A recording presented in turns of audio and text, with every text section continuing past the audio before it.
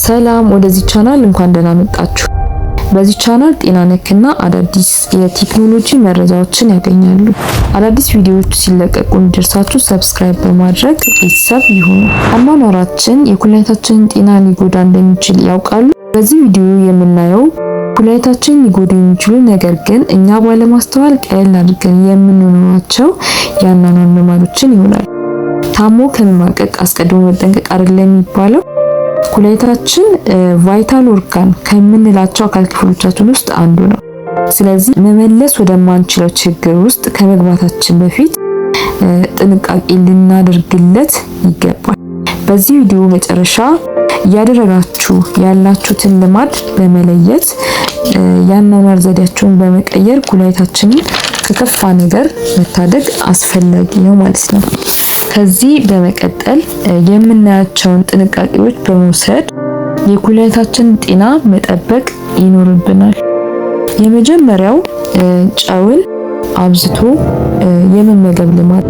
እንግዲህ ጨው የገበታን ምግብ ያጣፍጣል፣ ወይም ደግሞ ምግባችንን በጨው አጣፍተን እንጠቀም እንችላለን። ይህ ጨው የተባለው ንጥረ ነገር ለጤናችን እጅጉን አስፈላጊ ነው።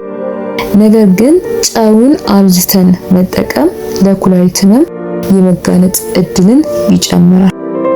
ስለዚህ በምግባችን ውስጥ ጨውን አብዝቶ የመመገብን ልማድ እጅጉን ልናስወግድ ይገባል ማለት ነው።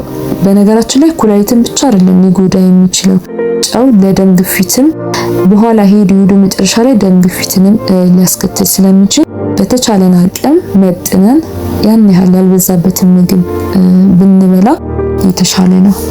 በሁለተኛ የምናየው የህመም ማስታገሻ ያለ ሐኪም ፍቃድ መውሰድ ማለት ነው። ሐኪምን ሳናማክር የህመም ማስታገሻዎችን በተደጋጋሚ የምንወስድ ከሆነ በተለይ ኤንሳድ የተባሉት እነዚህ አይብሮፊን፣ ዳይክሎፊናክ የምንላቸውን ደጋግመን ሐኪም ሳያዘን የምንወስድ ከሆነ ይህም እንዴት ነው የምንወስደው? ብዙ ጊዜ ራስ ምታት ሊያመን ይችላል፣ ብርድ ሊሆን ይችላል፣ የሆነ የህመም ስሜት ሊሰማን ይችላል።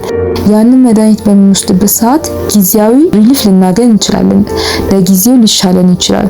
ነገር ግን ይህ ነገር በሂደት ተጠራቅሞ የሆነ ሰዓት ላይ እንደዚህ ኩላሊትን ወደ መጉዳት ሌላም ተያያዥ ጎንዮሽ ጉዳቶች ሊያመጣ ይችላል። ግን በዋነኝነት ኩላሊት ላይ ትልቅ ጫና ሊያሳድርበት የሚችል ልማድ ስለሆነ ያለ ሐኪም ፍቃድ እነዚህ ነገሮች መጠቀም ልናቆም ይገባል ማለት ነው። ማሰብ ያለብን አሁን ላይ የሚከሰተውን ወይም ደግሞ አሁን ላይ የምናገኘውን የህመም እረፍት ሳይሆን በኋላ ላይ የሚያመጣብንን ጫና ነው ማሰብ ያለብን ማለት ነው።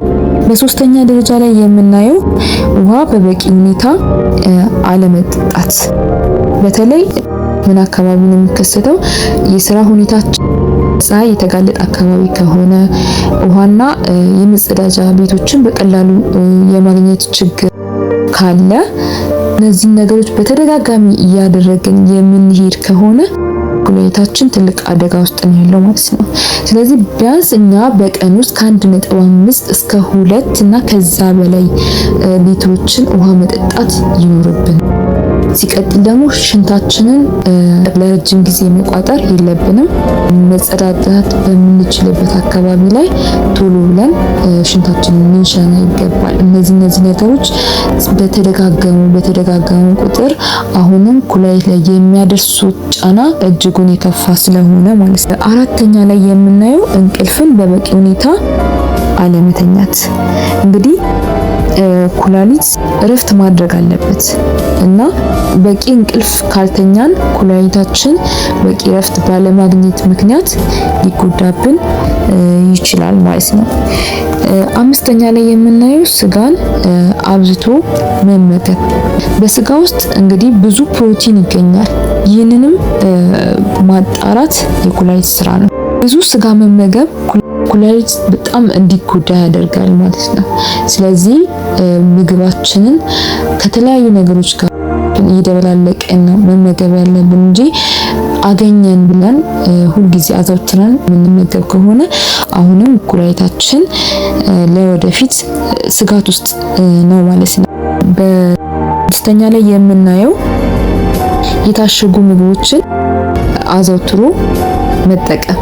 እንግዲህ የታሸጉ ምግቦችን አዘውትረን የምንጠቀም ከሆነ ኩላሊታችንን ሊጎዱ የሚችሉ ኬሚካሎችን በውስጡ ስለሚይዝ ለኩላሊት ህመም ተጋላጭ ያደርገናል ማለት ነው። ስለዚህ እነዚህ ነገሮች ምን ማድረግ አለብን? መቀነስ ይኖርብናል። ሰባተኛ ላይ የምናየው ደግሞ ስኳር ያላቸው ምግቦችን ማብዛት። እንግዲህ ስኳር ያላቸው ምግቦችን አንድ ቀን መብላት ኖርማል ነው፣ ግን በተደጋጋሚ ምናበዛ ከሆነ ይህም ከኩላሊት በዘለለ በነገራችን ላይ ለልብም ጤና ማወክ ምክንያት ወይም ደግሞ መንስኤ ነው ይሄ ስኳር ያለባቸው ምግቦችን አብዝተን የምንጠቀም ከሆነ። ስለዚህ በጣም በጥቂቱ መጥነን መጠቀምን ልማድ ልናደርግ ይገባል ማለት ነው። በስምንተኛ ደረጃ ላይ የምናየው የአካል እንቅስቃሴ አለማድረግ። እንቅስቃሴ ማድረግ ለብዙ ነገሮች እጅጉን በጣም ጠቃሚ ነው። እናም በቀን ውስጥ ቢያንስ አትሊስት የ30 ደቂቃ የእግር ጉዞ ማድረግ እንኳን ልምምድን ብናደርግ ለተለያዩ ለጤናዎቻችን ጥቅም ይኖረዋልና በኩላሊታችን ላይ ደግሞ የኩላሊትን ጤናን ለመጠበቅ ኩላሊታችን በተገቢ ሁኔታ ስራውን እያቀላጠፈ እንዲሰራ ስለሚረዳው የአካል ብቃት እንቅስቃሴ ማድረግ ይኖርብናል።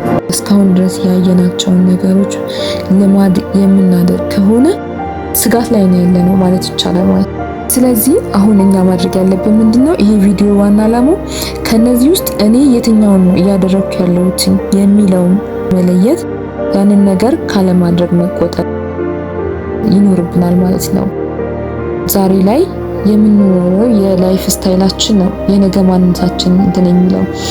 ጥንቃቄ ማድረግ ለራስ ነው። ከተፈጠረ በኋላ መመለስ ወደማንችለው ነገር ውስጥ ከመግባታችን በፊት አስቀድመን ተጠንቅቀን ረጅም ጊዜ ጤናችን ጠብቀን የምንኖርበት ሁኔታ ነው ምቹ ማድረግ የሚኖርብን ማለት ነውና የዛሬ ቪዲዮአችን ይህን ይመስል ነበር። ቪዲዮ ጠቃሚ ሆኖ ካገኛችሁት ላይክ፣ ሼር በማድረግ ለሌሎች እንዲደርስ ያድርጉ። ቤተሰብ ካልሆናችሁ ሰብስክራይብ በማድረግ ቤተሰብ ይሁኑ። በቀጣይ ቪዲዮ እስከምንገናኝ መልካም ቆይታ